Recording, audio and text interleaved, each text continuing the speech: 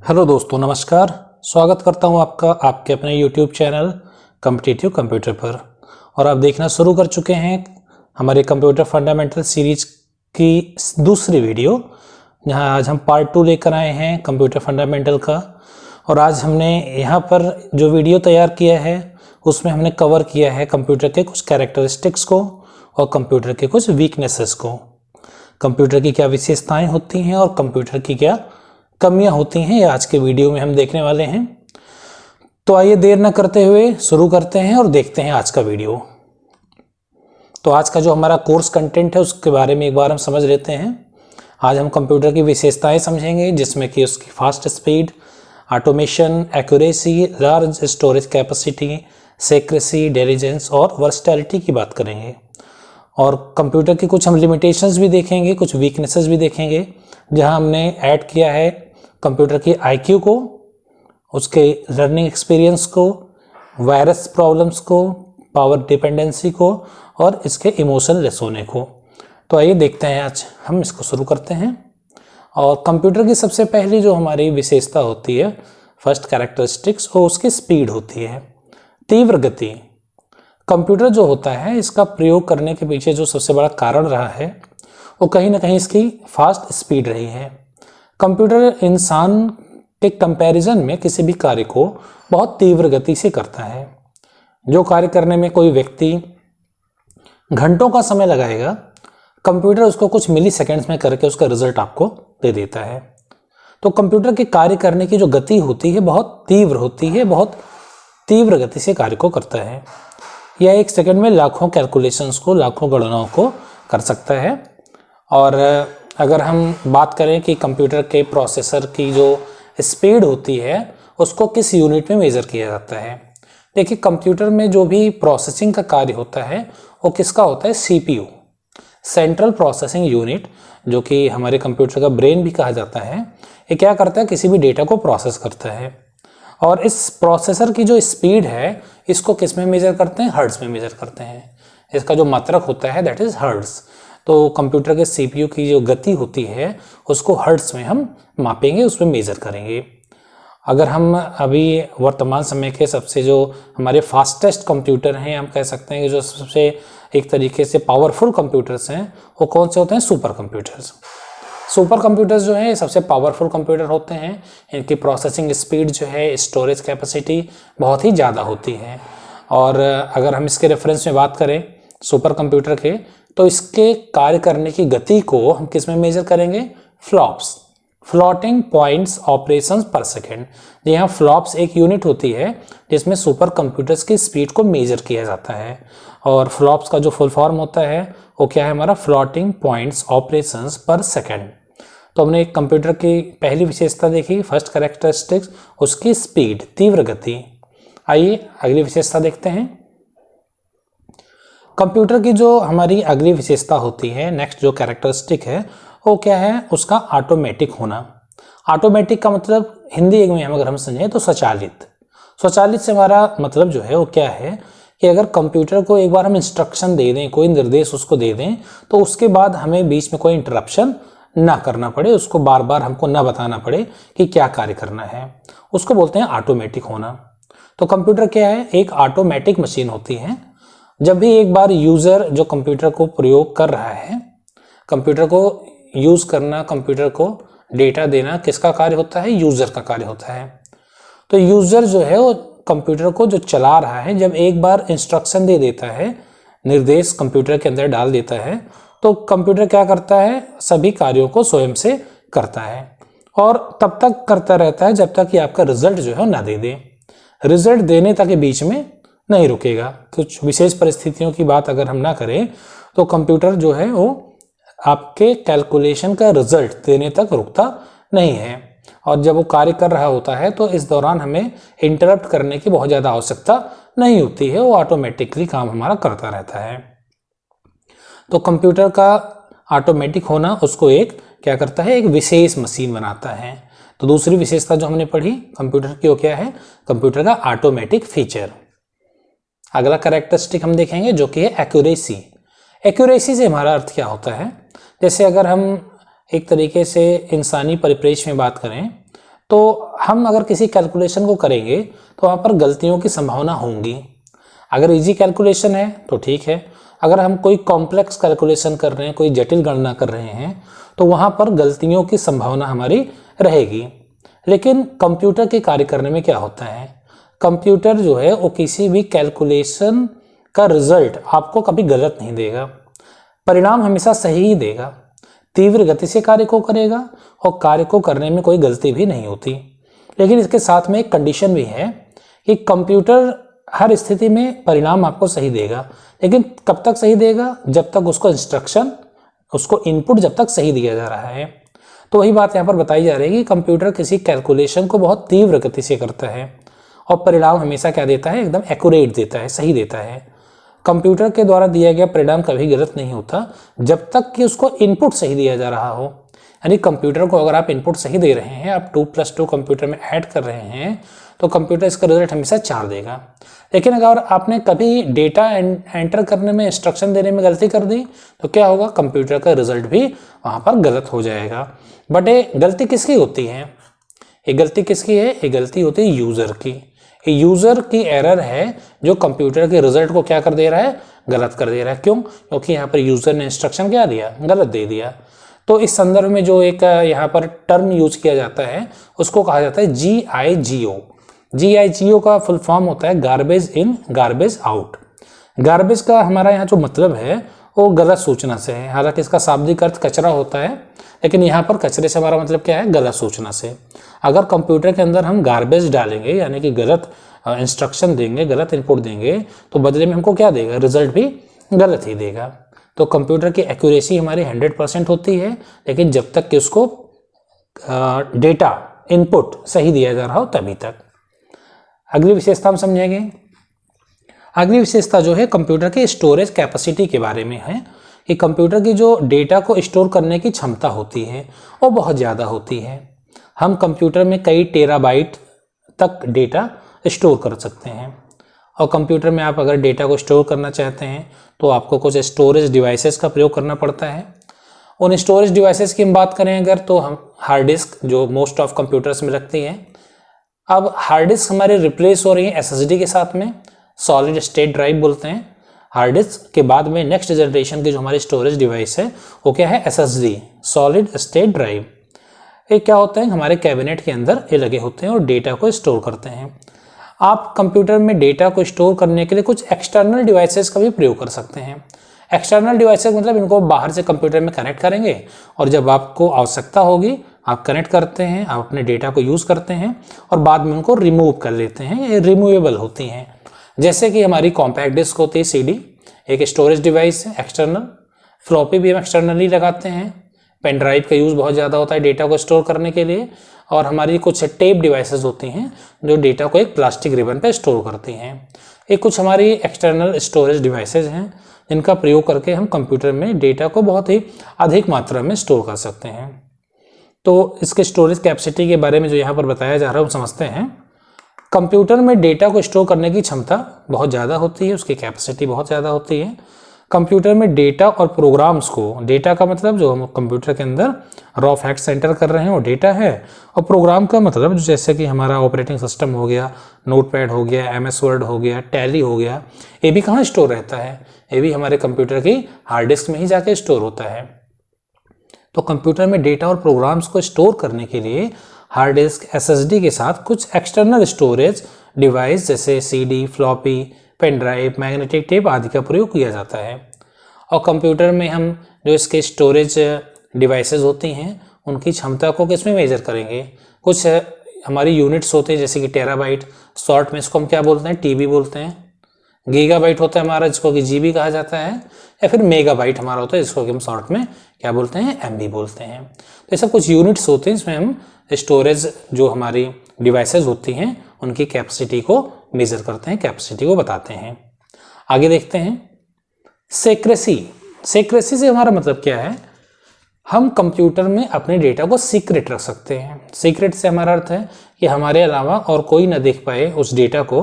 अगर ऐसा हम चाहते हैं तो सुविधा भी हमारे कंप्यूटर में होती है। और ऑप्शन क्या है हमारा, वो ऑप्शन होता है पासवर्ड का। पासवर्ड सभी लोगों को पता होगा, अपने मोबाइल को, टैबलेट को या फिर अपने लैपटॉप कंप्यूटर को सिक्योर करने के लिए पासवर्ड का प्रयोग करते हैं। अगर हम पासवर्ड अपने कंप्यूटर में लगा देते हैं तो कोई और व्यक्ति हमारे डेटा को, हमारे कंप्यूटर को एक्सेस नहीं कर पाएगा। तो यहाँ पर कंप्यूटर की सेक्रेसी यानी कि गोपनीयता के बारे में क्या कहा जा रहा है हम देखते हैं। कंप्यूटर में स्टोर किए गए डेटा व अन्य सूचनाओं को पासवर्ड का प्रयोग करके हम गोपनीय रख सकते हैं, सीक्रेट रख सकते हैं। कंप्यूटर को पासवर्ड के द्वारा प्रोटेक्ट कर देने के बाद वही व्यक्ति सूचनाओं को देख सकता है जिसको पासवर्ड की जानकारी होगी, और जिस व्यक्ति को पासवर्ड नहीं पता है ऐसा कोई व्यक्ति हमारे कंप्यूटर को या उसके डेटा को एक्सेस नहीं कर पाएगा, उसके डेटा तक पहुंच नहीं पाएगा। एक कंप्यूटर की एक बहुत अच्छी विशेषता होती है जहां पर यूजर अपने डेटा को सिक्योर रख सकता है, कंप्यूटर में सुरक्षित रख सकता है। मल्टीटास्किंग, अगला जो कंप्यूटर का यहाँ पे कैरेक्टरिस्टिक आ रहा है वो क्या है? मल्टीटास्किंग। देखिए मल्टीटास्किंग का मतलब क्या होता है? कई कार्यों को एक साथ करने की क्षमता। जैसे इंसानों में मल्टीटास्किंग नहीं होती है, हम एक साथ कई कार्यों को नहीं कर सकते, बट कंप्यूटर में एक फीचर होता है जिसमें वो क्या करता है कि एक ही साथ एक ही समय में कई अलग अलग प्रोग्राम को कर सकता है। इसको कहा जाता है मल्टीटास्किंग।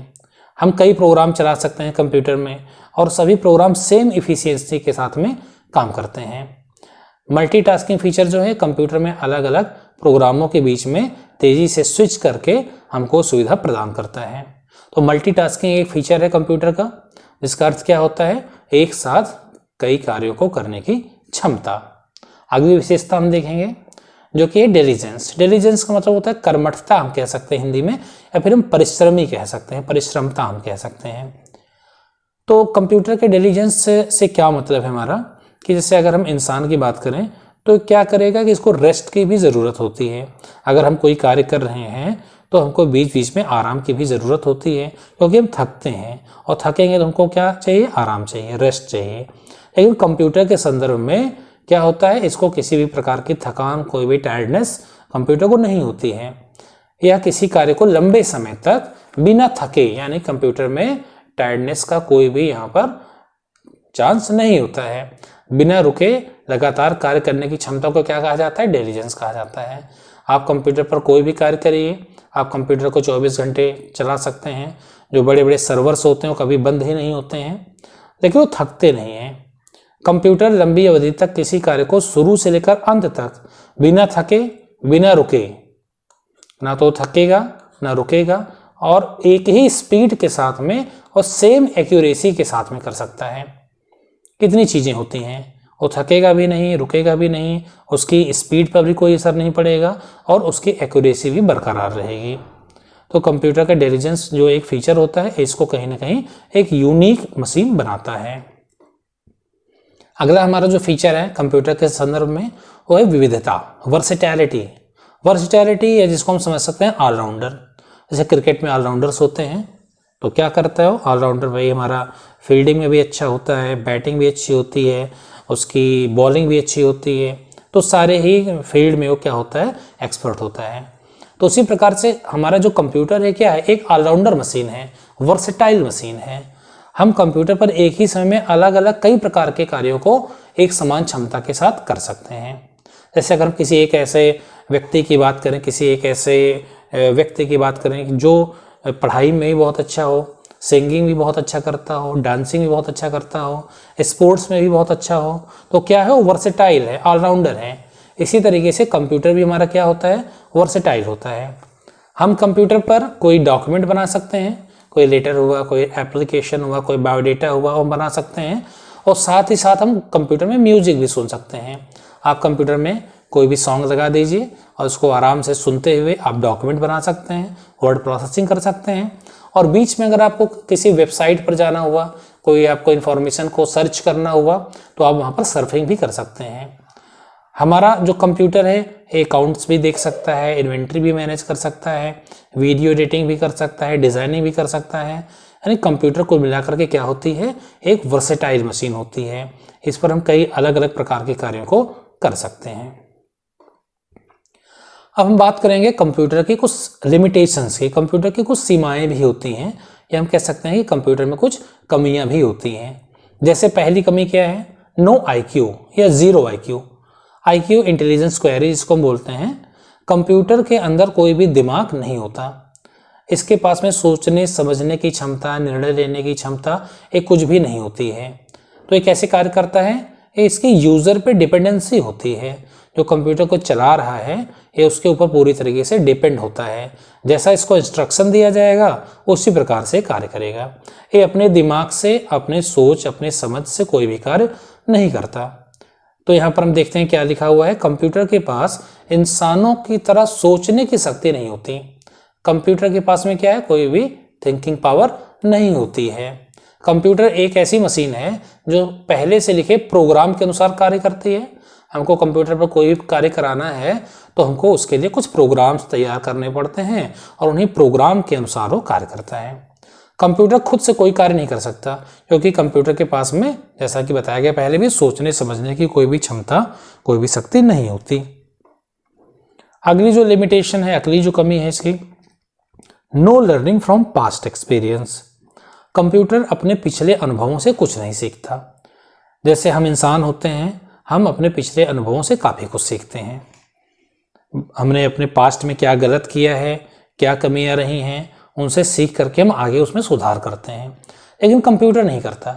कंप्यूटर अगर किसी गणना को करते टाइम कहीं कोई गलती कर रहा है तो अगली बार फिर से उसको दोहराएगा क्योंकि वो अपने पास्ट से कुछ सीखता नहीं है। तो यहाँ पर कहा जा रहा है कि हम इंसानों की तरह कंप्यूटर खुद से कुछ नहीं सीख सकता क्योंकि कंप्यूटर के पास किसी चीज़ को याद करने की क्षमता नहीं होती है, वो अपने पिछले अनुभवों से नहीं। हालांकि चीज़ों को स्टोर कर सकता है लेकिन पिछले समय में इसने क्या गलतियाँ की थी वो इसको याद नहीं रखेगा, ये फिर दोहराएगा। कंप्यूटर चीज़ों को अपने आप नहीं सीख सकते, ये पहले से दिए गए प्रोग्राम, निर्देशों, कमांड के आधार पर कार्य करते हैं। मनुष्य लेकिन अपने पुराने अनुभवों से काफ़ी कुछ सीखते हैं। तो कंप्यूटर की जो दूसरी हमारी कमी है वो क्या है, नो ह्यूरिस्टिक। ह्यूरिस्टिक का मतलब होता है to learn from its past experience. अगली जो कमी है कंप्यूटर की वो है हमारी वायरस थ्रेट। वायरस जो कि एक तरीके के कंप्यूटर प्रोग्राम्स होते हैं बट वो डिस्ट्रक्टिव प्रोग्राम होते हैं जो हमारे कंप्यूटर को ख़राब करने के लिए बनाए जाते हैं। कंप्यूटर में कमी आ जाती है उनसे, तो कंप्यूटर में वायरस आने का भी खतरा बहुत ज़्यादा होता है। अगर कंप्यूटर में वायरस आ गया तो आपका कंप्यूटर कई प्रकार से प्रभावित हो सकता है। आपके कंप्यूटर की स्पीड स्लो हो सकती है। वायरस क्या करेगा, आपके कंप्यूटर की स्पीड को स्लो कर देगा, या फिर आपका कंप्यूटर जो है ऑटोमेटिक तरीके से रिस्टार्ट होने लगेगा, या फिर आपका कंप्यूटर हैंग हो सकता है, या आपकी फाइल्स को डिलीट कर सकता है। तो डिपेंड करता है कि किस प्रकार का वायरस आपके कंप्यूटर में आया हुआ है। तो कंप्यूटर हमारा वायरस से प्रभावित होता है। अगर कंप्यूटर में वायरस आ जाए तो कंप्यूटर क्या करेगा, काम करना बंद कर देता है। यहाँ तक कि हैकर इसे हैक भी कर सकते हैं और हमारे कंप्यूटर की सूचनाओं को चुरा सकते हैं। हमें वायरस से बचने के लिए किसी भी अनजान सॉफ्टवेयर को अपने कंप्यूटर पर इंस्टॉल नहीं करना चाहिए। अगर आप अपने कंप्यूटर को वायरस से बचाना चाहते हैं तो उसके लिए कुछ सावधानियाँ होती हैं जिनकी हम आगे बात करेंगे। अभी हम इतना समझते हैं कि किसी भी हमें ऐसे सॉफ्टवेयर को या ऐसे लिंक पर क्लिक नहीं करना चाहिए जो अननोन हो, किसी अननोन सोर्स के द्वारा भेजे गए हैं। और अगर आप अपने कंप्यूटर को वायरस से बचाना चाहते हैं तो उसके लिए एंटीवायरस प्रोग्राम अपने कंप्यूटर में इंस्टॉल करके रख सकते हैं। अगली जो यहाँ पर कमी है, नेक्स्ट जो यहाँ पर एक वीकनेस बताई जा रही है कंप्यूटर की, वो क्या है, पावर डिपेंडेंसी। पावर पर निर्भरता, बिजली पर निर्भरता। कंप्यूटर पर किसी भी कार्य को करने के लिए क्या होता है, बिजली पर निर्भर होता है। अगर पावर है तो कंप्यूटर कार्य कर रहा है और नहीं है तो कंप्यूटर कार्य नहीं करेगा। अगर हमने बैकअप का अरेंजमेंट नहीं किया है, यूपीएस या इन्वर्टर हमने लगा के नहीं रखा है, तो हमारा डेटा भी लॉस हो सकता है और कंप्यूटर अचानक से बंद होगा तो इससे हार्डवेयर की भी समस्याएं आ सकती हैं। तो कंप्यूटर किसी कार्य को करने के लिए क्या होता है, पावर पर निर्भर रहता है, बिजली पर निर्भर रहता है। यदि कंप्यूटर पर कार्य करते समय बिजली चली जाए तो यूज़र का डेटा क्या हो सकता है, लॉस हो सकता है, उसका डेटा का नुकसान हो सकता है। इसलिए कंप्यूटर को पावर बैकअप के लिए यूपीएस की आवश्यकता होती है। पावर बैकअप का मतलब अगर हमारा प्राइमरी सोर्स जो लाइट का है वो पावर चली जाए तो एक एडिशनल हमारे पास में कुछ वहाँ पे अरेंजमेंट होना चाहिए उसके बैकअप के लिए, और हम यूपीएस या फिर इन्वर्टर्स वगैरह का प्रयोग कंप्यूटर को पावर बैकअप या एडिशनल पावर देने के लिए कर सकते हैं। तो हमारे कंप्यूटर की कुछ कमियां रहीं।